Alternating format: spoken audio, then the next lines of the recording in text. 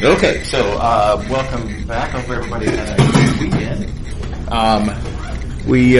Last time we were talking about flux. I defined this thing called flux based on the following example, and that is supposing that you have a vector field representing the velocity of a fluid. You got fluid flowing through space, and suppose that we have a small flat area, right? That this fluid is flowing through.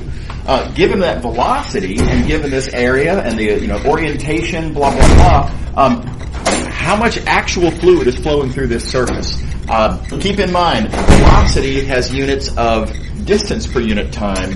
This thing I'm calling the flow rate, as we're describing it here, is not distance per unit time. It's volume per unit time, right? So I distinguish between the speed that the water is coming out of your water hose versus how many gallons per minute are you actually getting out of your water hose, right? So these are different things. Okay, so we did a calculation last time. I won't repeat it here, but here's the formula that gives me that flow rate. It's this thing here, F dot N times the area. And this is what we call flux for a vector field and a given little piece of area. Okay, now here's a related question. This is where we left off last time. Suppose you are representing the fluid in a different way.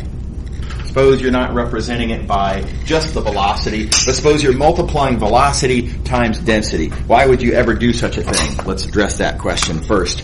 Well, if you're trying to keep track of how many, gnats are flying into your window, right? Hopefully not. But if that's the case, how fast they individually are flying is one thing.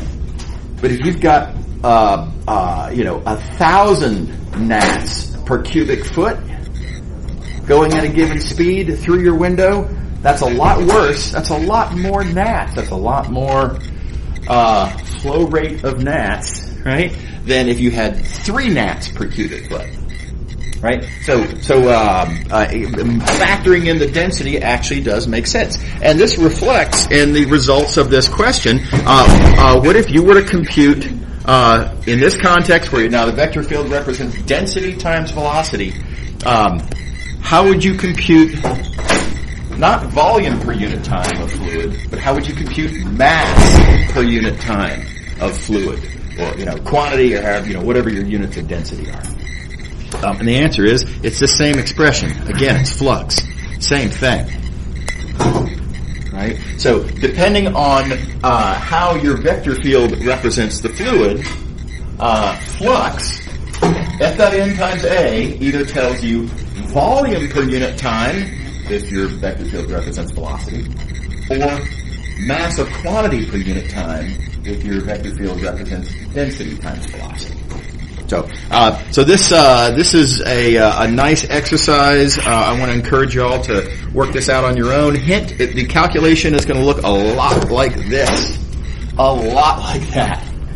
It's just there's going to be an extra factor of density thrown in there, and so I think it's a healthy exercise for you to think it through. How would you have to adapt this argument? Hint, not very much, but just a little bit here and there. You can adapt that argument and get this result. So I hope you'll take a minute to give that a shot.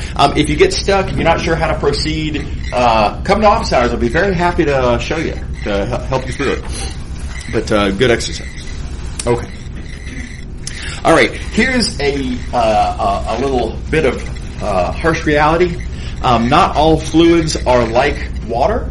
Or are like, migrating birds. Water and migrating birds have a kind of a common feature, and that is the particles of the fluid are pretty much all kind of going kind of with each other, if you will, right?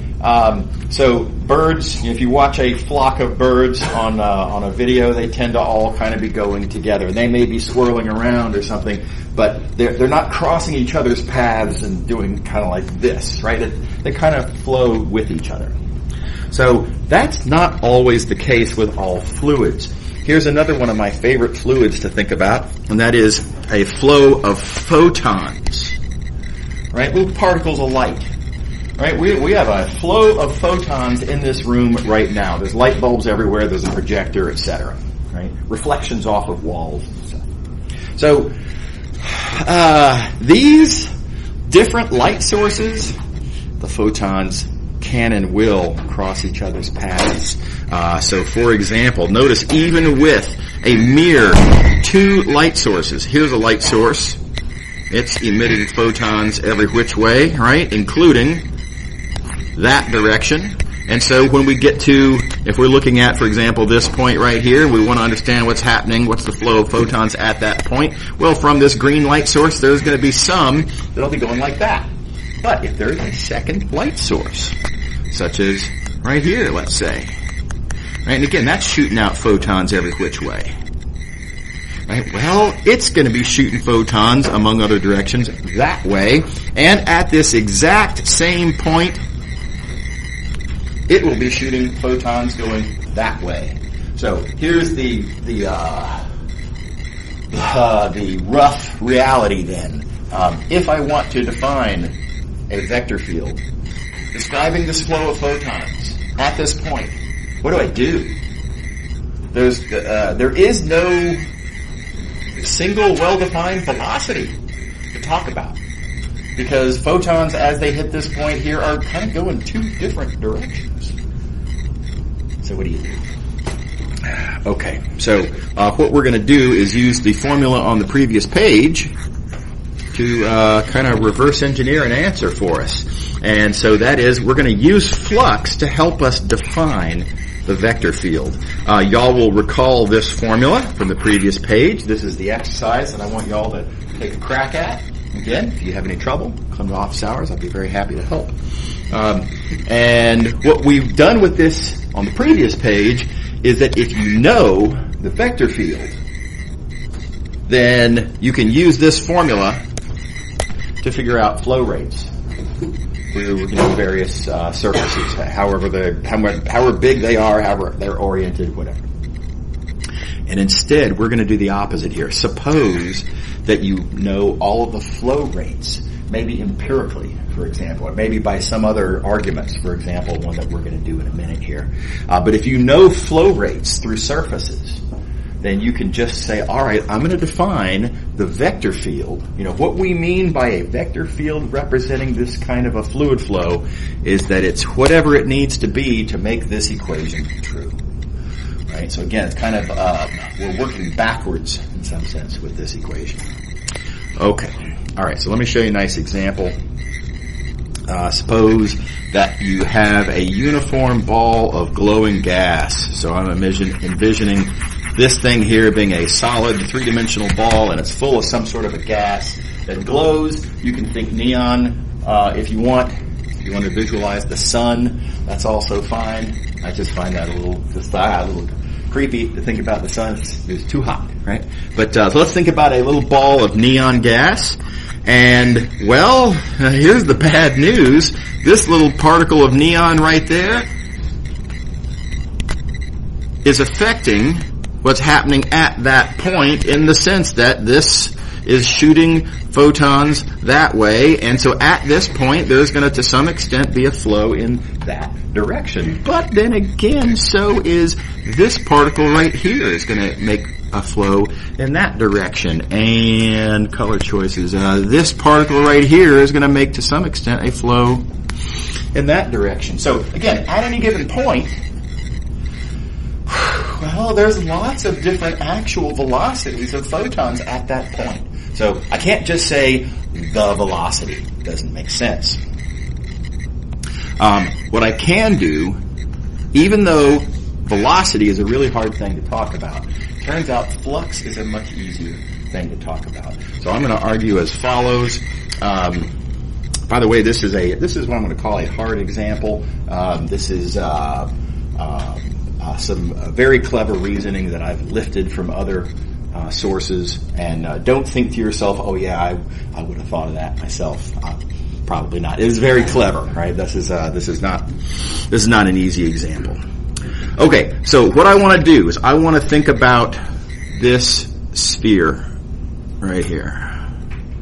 Some random sphere. And let's think about the flux. Let's think about the flow rate, dNdt. How many photons per unit time are flowing through that sphere? Okay, here's the thing. There's two kinds of sources of photons in this story. There are sources that are inside the sphere. Let's think about those first. Little bitty piece of glowing gas inside of this sphere. That little piece of glowing gas is producing photons. How many of the photons that come out of this point are going to flow outward as indicated here through this sphere? The answer is all of them. Right, 100%. Right? There's no other, if you're a photon that originates inside of the sphere, whichever direction you go, doesn't matter, you're going to flow outward, thus creating flux through that sphere. Okay. All right, now next question. What about point sources, pieces of glowing gas that are outside? Way over here. How much flux, how much do they contribute to the flow, again, outward as indicated on the picture here, through this sphere? And I say the answer is 0. You're unexpected. But if you think about it, any photon that flows inward, right, also, fraction of a second later, flows outward. So, altogether they cancel, right? You say, oh, well, there's a lot of photons flowing in. Well, yeah, every single one of those photons flowing in is also flowing out. So, the inward flux and the outward flux are exactly the same. So, grand total, if you're interested in the flux through this sphere, this purple sphere, all that matters is how much of this flow rate is coming from inside the sphere. It's the only thing that matters. Right? Particles that are on the inside create photons that shoot out exactly one time. Okay, so all right. Well, then I need to know, roughly speaking, how many particles of glowing gas are there on the inside, and that's proportional to the volume. Right? And so other than constants that I don't want to worry about, such as, just how glowy is this gas, and what units are we using here, and I don't want to deal with that. That's constants. It's just constants. So the K absorbs all such constants. Other than that, all that matters is the volume inside of that sphere. Everybody okay so far? All right, so now we're going to apply this idea to this scenario down here. Before I get into the specifics, let me first make the observation that overall, altogether, the vector field describing, again, we have a uniform, perfectly round ball, uniform density of glowing gas. And I say that the vector field should be radial. I'm not going to make any sort of a proof of this. I'm just going to make an appeal to intuition. If it weren't radial, in what direction off of radial would it be? Right? Everything's symmetric. There is no sort of other way that it, for example, at this point right here, where, of course, that's the radial direction, at that point, could the vector field be that way? Well, why that way? This is a symmetric ball. It doesn't make any sense. Does that seem plausible? It's just an intuitive point, not a rigorous argument. So I'm going to assume correctly, as it turns out, that this is a radial vector field. And now we're going to entertain the following question. Suppose we have a sphere centered at the center of our ball. And if I look on that sphere and ask what direction is the vector field pointing? Well, the vector field, of course, is pointing exactly radial, exactly outward. All the same magnitude, because again, radial symmetry. And keep in mind, the unit normal vector, right, at such points, such as this point right here. Unit normal vector perpendicular to the surface. And again, because of the symmetry, perpendicular to the surface also means radially outward. So, F dot n, that's going to come up in our calculation. Oh, we're taking a dot product of two vectors that point exactly the same direction. And so we're just going to have the product of magnitudes. Oh yeah, and don't forget this n is a unit normal vector. And so it's just going to be the magnitude of the field vector. Okay. All right, so magnitude of the field vector is what that dot product is. And now we're actually ready to put the finishing touches on it. Believe it or not, we have everything that we need. Remind you that we argued earlier that flow rate is proportional to volume.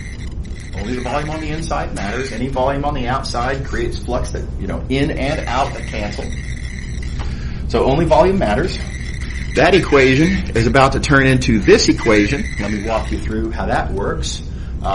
First of all, the volume of this, pretty easy pitch, 4/3 pi r cubed. It's after all just a good old regular old ball. Right? Everybody remember that formula from high school geometry? Let's see here. What is dm dt? Well, this kind of is the definition of dm dt. This vector field that we're looking for to describe this super weird situation where the gas is glowing and the photons are going every which way, right? The definition of the vector field, F, is it's the thing that makes this work. And recall, we've already computed F dot n. F dot n is just the magnitude of F in this case. Again, because we have a highly symmetric situation here. And, of course, let's also not forget that area of a sphere. Also, high school geometry class, area of the sphere is 4 pi r squared. Hope y'all remember that formula from way back when. Everybody good? So altogether then, again, the symmetry arguments and interpretations allow us to turn this equation into this equation, and of course this equation down here, this equation down here, we can just solve for magnitude of F. Easy little bit of algebra, and now I know. I still don't know what the vector field F is, but I do know that the magnitude of this vector field is this nice easy formula here. So, magnitude is proportional to R. Wait a minute, we know another thing. We also know that the vector field is radial. So I know the direction of the vector field, it's radial. I know the magnitude of the vector field, it's this formula. I know the direction, I know the magnitude, I know the vector field. And y'all can persuade yourselves that this formula right here satisfies these requirements. It's radial, and its magnitude is that formula. So there we go. So weird situation, but when you have this uniform ball of glowing gas, the vector field that describes the flow of photons has a nice simple formula. How we doing? Everybody all right? The big thing I want to emphasize from this is that the foot in the door, the thing that allowed us to even start on this, was this idea of flux computing flow rates, right? And, well, in fact, I'll do it like this. Flux computing flow rates, right? This, the only way we can get a foot in the door, we can't understand what's happening with velocities at any given point. It's way too complicated. There's too much going on. But on surfaces, looking at flow rates through surfaces, clever arguments can be made. Okay. Alrighty. Okay, let's see here. Quick idea I want to talk about. This is in the book as well. I said that wrong. I should point out, this discussion here is not in the book. This is something supplemental that I think is good to have seen. And by the way, we are eventually going to be spending much more time in this class talking about flux. It's going to be a big deal in chapter 6 and 7, mostly chapter 7. So think of this as kind of a foreshadowing, kind of a lead to chapter 7. Okay. All right, this is in the book, though. This is a much easier argument to talk about. Basically, the idea here is that if you have a fluid flowing, and if you're representing the fluid flow by way of its velocity as a vector field, right, any given point where your fluid is, you can talk about the velocity at that point. If you were to drop a, kind of a massless particle into this fluid flow, the particle would just kind of follow the flow of the fluid. Example, if you have water flowing on the surface of a river, right? Two-dimensional flow of water on the surface of a river. If you drop a dead leaf onto the surface of the river, where does that dead leaf go? It follows the flow of the river, right? If the river is flowing downhill, that leaf is going downhill. That leaf is not going to start swimming uphill or heading for the bank, right? It's going to follow exactly where the water sends it. So all I'm going to do here is just write that down in the form of an equation. And that is the velocity of the particle. Right? If I'm trying to understand this path, x of t, the parameterized path that the particle follows, its velocity, aka its derivative, the velocity of the particle is equal to the velocity of the fluid. Wherever the particle happens to be. Right? Wherever the particle is, there's fluid there. That fluid has a velocity. That velocity must be the particle's velocity.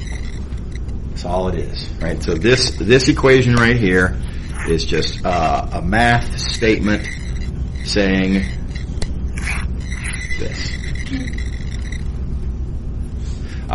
Quick reminder, don't forget also that the velocity is what the vector field was in the first place.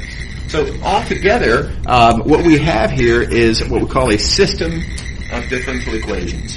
So this is a differential equation because you see there's a derivative right here. I say it's a system because these are vector quantities, right? And so this vector equals that vector means there's really two equations. It means the first coordinate of this is equal to the first coordinate of that. The second coordinate of this is equal to the second coordinate of that, etc.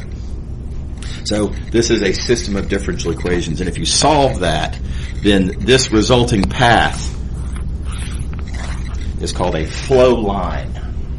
It's just a line describing the path that the water is following as it flows as indicated by the vector field.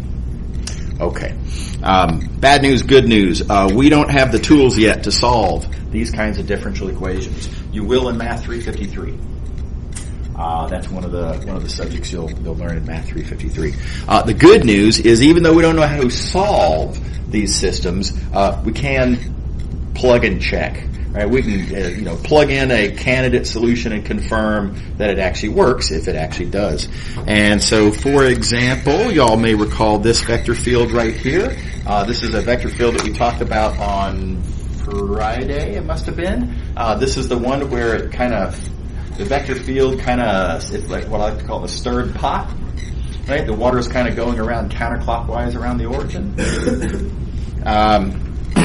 And you can confirm directly that this parameterization right here is a flow line.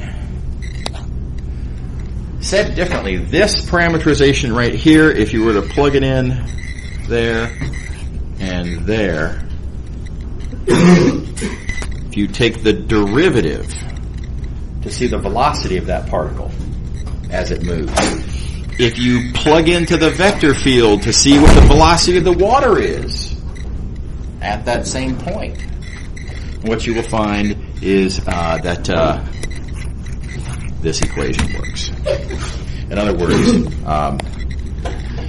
that this path satisfies that differential equation. In other words, that is a flow line.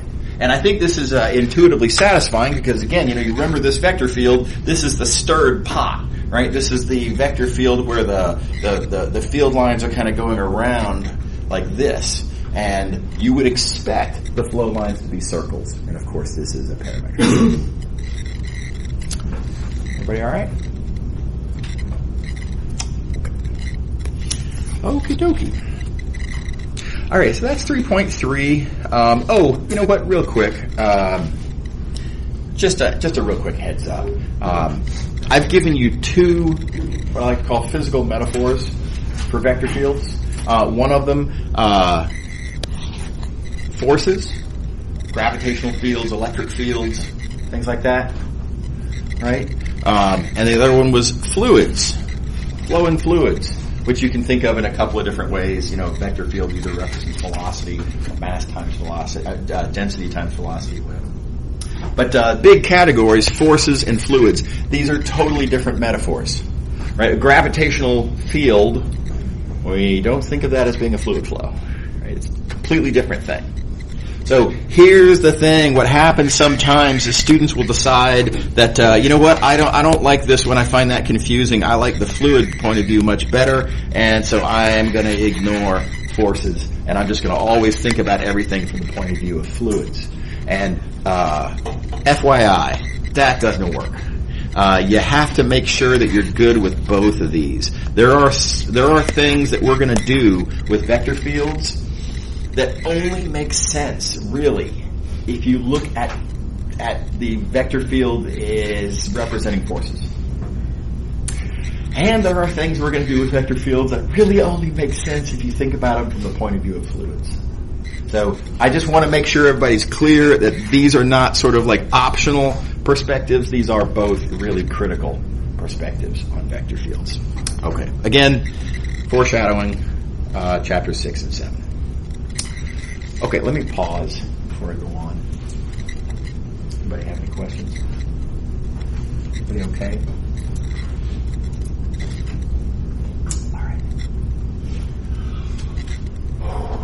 Okay, so 3.4. This is a weird section in the book. 3.4 is going to introduce some ideas that we're then going to promptly abandon and not consider again until we get into chapters 6 and 7, mostly 7. And so this is foreshadowing, really. This is just, this is just to plant thoughts in your mind, so you can kind of be rolling them around subconsciously, perhaps, so that when we get to chapters 6 and 7, it won't it won't be the first time you've ever seen such a thing. That said, I'm going to be doing a certain amount of apologizing in this section, where I'm going to make certain assertions that I can't back up, because the backing up of it will happen in chapters 6 and 7, again, mostly 7. Sorry about that, but that's the way the book is written. And again, there's nice things about this, that it's good to be introduced to things early. Okay, so y'all remember the gradient, right? Old news. We saw this originally as a kind of an algebraic shorthand, kind of a convenience, and then we eventually came to realize it had some geometric interpretations. It's nice. Okay, I'm going to rewrite this formula like that. I mean, it's just notation. If you were to see something like this, wouldn't you imagine that the x partial would apply to f, and that the y partial would apply to f, and that wouldn't you speculate that it should mean this? In some sense, you're distributing the f into all of the coordinates. Reasonable notation. Okay. All right. Well, with this being written that way, what I want to do now is talk about just that part. Not the entire thing. I don't want to talk about the green. I don't want to talk about del f. I want to talk now about just del. Just the operator that we're applying to f, not f, and not the result of applying the operator to f. I just want to talk about just that operator. Okay, so you heard me say it already, but let me say it again. This is typically called the del operator, sometimes called nabla, which I think has an origin in another language, but I don't know. Anyway, it's I think by far more commonly called del. Do notice that this kind of looks like a capital Greek letter delta, but it's upside down. So very importantly, not delta. It is not sort of an acceptable alternative to just write like this. No, that is a very different thing. That, you may recall, is the Laplacian operator. that we talked about some time ago. Okay. All right, so this is called the del operator. Again, it's a symbolic sort of notational thing. It's not really a vector quite, is it? Because when you have a vector, those entries are supposed to be numbers, and these aren't. Right? These are operators. They're actions, kind of, right? But they're not numbers. Okay. So, kind of like a vector, not really. And with that notation available to us, let's ask, what do you think we would mean if we wrote del dot f? Oh, come on. Shoot. Sorry. Here we go. So del dot f, where f is a vector field. What should that mean? Well, again, this is just notation, so don't take this too seriously, but there's the del operator. And dot product, we typically apply the first coordinate to the first coordinate, second coordinate to the second coordinate. And again, it's just kind of what dot products do. And the vector field f, you'll notice right here.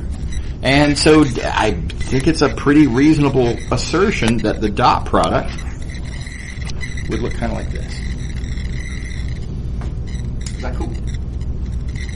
Turns out that this is an object of interest. This is called the divergence of a vector field. Why this is an object of interest is well beyond what we have to work with right now. So again, this is where I apologize and say, well, you're going to have to wait until chapter 7, pretty much, somewhat 6, but mostly 7, for us to be able to make sense out of this. We just don't have the tools right now. But I'm just going to, so again, with the apology out of the way, I'm going to make an assertion here about what divergence is. And here it is. Divergence, loosely speaking, represents how much of a fluid is flowing away from or out of a given vicinity of the domain. Let me show you an example of what I'm talking about. So here's a vector field. Right here, y'all may recall this vector field where the field vector is the position vector for the point where you're evaluating it. Remember we talked about this, and we had a picture that looked kind of like this. Difference being this is a three-dimensional version of it, but still, radially outward away from the origin. Vector is getting longer as you get further away from the origin. Same idea, 3D. Okay, so that's what this is. Notice, like if we were to look at this picture here and ask, what's that fluid doing? And forget about the algebra for a moment, just looking at the picture. What story is being told by this picture here? And I feel like there's fluid that's just kind of emanating from out of the origin, it would seem. Kinda. Everybody see what I mean? Like somebody set off a bomb? Something like that? Or maybe, wouldn't be that far off to say, hey, maybe there's a light bulb right there? Right? Making photons fly outward? Something along those lines. So, so this is a source of a sort. And divergence actually detects that. So remember, here's our formula for divergence, and applying this formula for divergence to our vector field. Keep in mind the first coordinate is x, second coordinate is y, third coordinate is z. So following the formula above, x partial of the first coordinate, y partial of the second, etc. We get 3. Right, so the divergence of this vector field is positive. And as previously suggested, positive corresponding to the idea that there is a positive sort of extent to which fluid is flowing out from the origin there. Is that cool? Everybody's happy?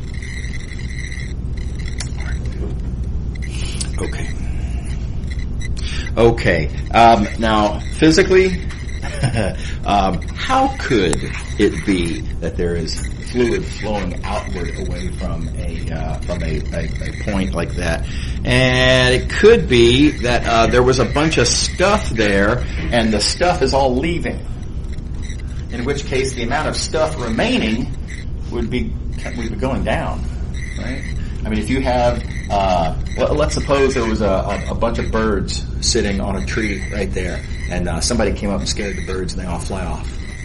Well, as they fly away, as this is happening, the number of birds in the tree starts to decrease because they're leaving. So that's one interpretation. You could say that the quantity of fluid that was here is decreasing as a result. So that's one interpretation of positive divergence, is you might be getting less stuff. The other reasonable interpretation, it could be that the fluid is being created there. So again, light bulb, right? If there's a light bulb right there, are we somehow gonna run out of photons being created by the light bulb? No. Photons, you never run out of photons, right? The light bulb just keeps generating photons. By contrast, though, we're not generating birds. Everybody see the difference? Right? So different physical metaphors, different physical interpretations. But one way or the other, whichever it is, or possibly a combination, positive divergence means fluid is emanating outward away from a region. What do you think? Alrighty. Okay. Here's another example. Look at this vector field right here. Y'all can think this one through for yourselves. This is what it looks like, FYI. Encourage you to think that through. Plot a few points. You can see right here, because of that 0, that means that all the field vectors are horizontal. And that's why we have these kind of horizontal lines, if you will. Right. And what is the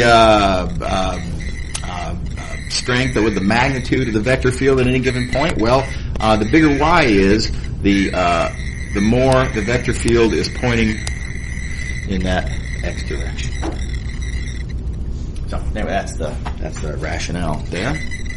So we got this vector field, and we compute the divergence of this vector field. The divergence following the formula ends up being 0. Now, what does that mean about this fluid? Well, it means that whatever little region you might be looking at, let's say I look in this vicinity right there, it means that the amount of fluid flowing in is the same as the amount of fluid flowing out. So, yeah. All right, I mean, net, is there an outward flow from this point? Not really, right? There's inward and outward, but the outward is no bigger than the inward, and they kind of cancel. And so this is not what a light source looks like. This is not what it looks like. What that there was a tree full of birds right here, and someone came up and scared them, and they flew away. That's not what this vector field looks like. So divergence is 0, something kind of along those lines. Okay.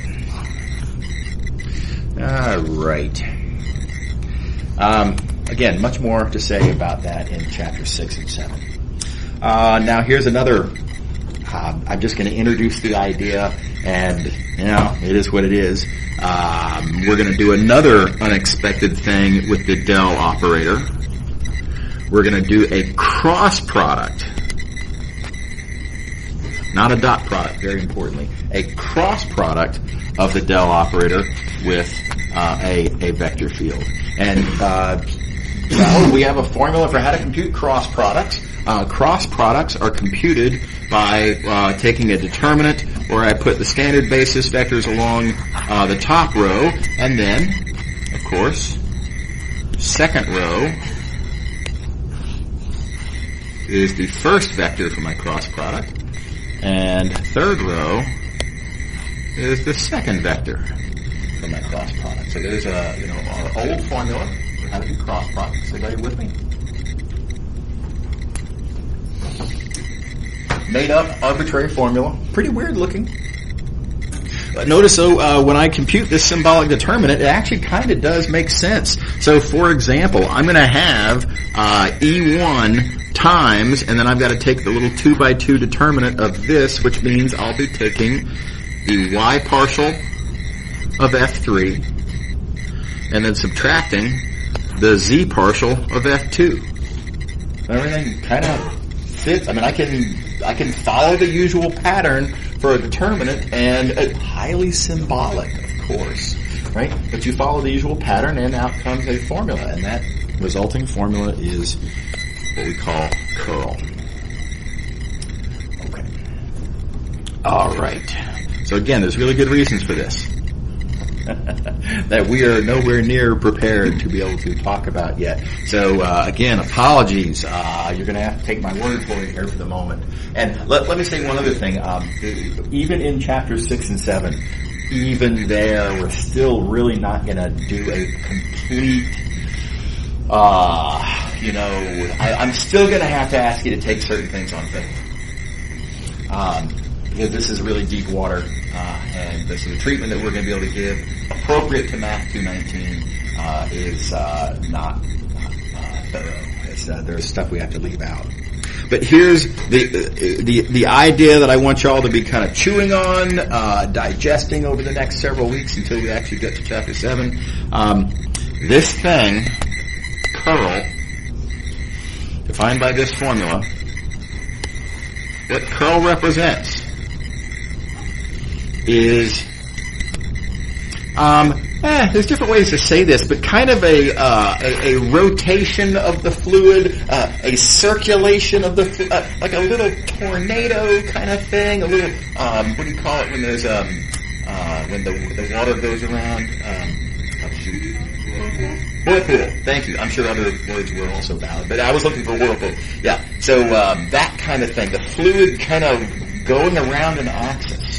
That's what curl tells you. And specifically, it tells you how much, like how strong is this tornado? This is category 1, category 2, category 5. What is it? Right? And what the axis of the rotation of the fluid is. Amazing that this does that. But again, there's good reasons. Again, we'll talk about it later on. Chapter 6 and 7. So here's an example. Now here's my stirred pot, you may recall. Well, this is a variation on the stirred pot. The sort of the two-dimensional aspect of this, the XY aspect is the stirred pot. And then notice that all of my field vectors are horizontal, right? But also I want these field vectors to apply for all values of z. So this is literally a stirred pot where all the field vectors are kind of going around in circles like this. That's literally, it's like I've, counterclockwise, I've stirred the pot. Is that cool? So, okay, what can we say about this fluid, and what axis is this fluid circulating around? I appeal to your intuition. Circulating around a vertical axis, because the circulation is like this. Is that satisfying? Everybody believe it? Okay. Vertical axis, and let's compute the curl. The curl, following this formula. And now, again, there's some plug and chug that has to be done. You've got to go across the top, first component, second component, third component, compute the appropriate partials of the appropriate components following the determinant formula. And out will come 002, which is like that, pointing exactly as it's supposed to along this axis that this fluid is rotating around. So, as claimed. Yep. Yeah. So again, much more that we're going to talk about in chapter 7, but the magnitude, how long the curl vector is an indication in some way of how strong the tornado is. Is it like a lot of, did I stir this pot crazy, or did I just kind of gently stir the pot? Does that make sense? Yeah. So there's another little detail that I left out on purpose to not overwhelm you all at once. But what's the significance of it being upward instead of downward? And that is a right-hand rule. So there are two different ways that water can circulate around a vertical axis. It can flow like this, or it can flow the other way. I could stir it counterclockwise, or I could stir it clockwise. So which is it? Right-hand rule. You point your thumb in the direction of the curl, then the fingers of your right hand will point in the direction that the fluid is flowing around that axis. Okay, so you'll notice that that's the case here. We've got a upward curl. That would mean that the flow should be counterclockwise, as seen from above, and correct. Yep. My curl has components in every unit vector. Does that mean it's just circulating around every axis? No. So the curl. Keep in mind the curl is a vector, right? So if your curl is like this and points, and so that it has, as you say, it has components in all three directions. That just means that whatever vector field that is, the fluid is flowing it's flowing around at an angle. Yeah. Does that make sense? Yeah. Right. Yeah. That first example we saw where you said it was the light bulb out the origin? Yeah. It's all symmetrically outward? Yeah. What would that be curling around? Nothing. There is no, if you were to compute, that's right, the curl would be 0 in that case. That's right, because there's no circulation of really any description. That's right. Yep. Everybody happy with that? Yep. Can I take the component of a curl and say that's the component of it that rotates around certain axis? I mean, it gets a little, depending on how flexible you want to be with interpreting, right? So, if, for whatever reason, if you're only interested in the extent to which a fluid is flowing, circulating in around a vertical axis, I don't know why that would be. There's good reasons why, but so let me rephrase. It's hard for me to explain why we would care about such a thing. But if you only care about the extent to which the fluid is rotating this way, then if it's rotating that way, then it's not rotating at all this way. And then, but if it's rotating at an angle, then the coordinate would be an indication of, okay, in the vertical direction only and ignoring all of this stuff that I don't care about and ignoring all of this stuff that I don't care about, this rotation would have a certain amount in that vertical direction, and yes, it would be that coordinate. Okay. More generally, it's computed with the dot product. And of course, dot products give you coordinates. Okay. So now here's a weird one. Oh, no, this isn't the weird one. Here's a not weird one. Here's a vector field, and again, you got to think through what this vector field looks like.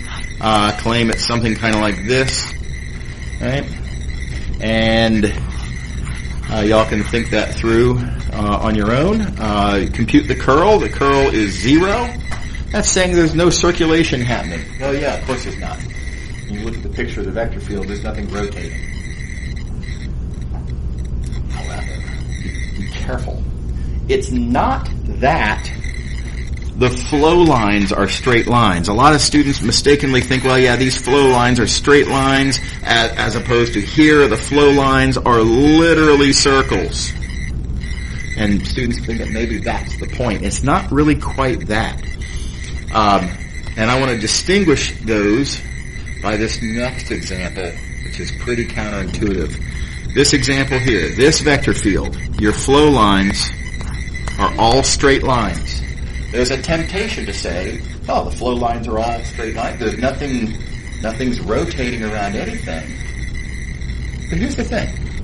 I ask you the following question. If this were a flow of water, and if I were to put a leaf right there, drop a dead leaf onto the surface of the water, just right there, what's going to happen to that leaf? And I claim two things will happen to this leaf.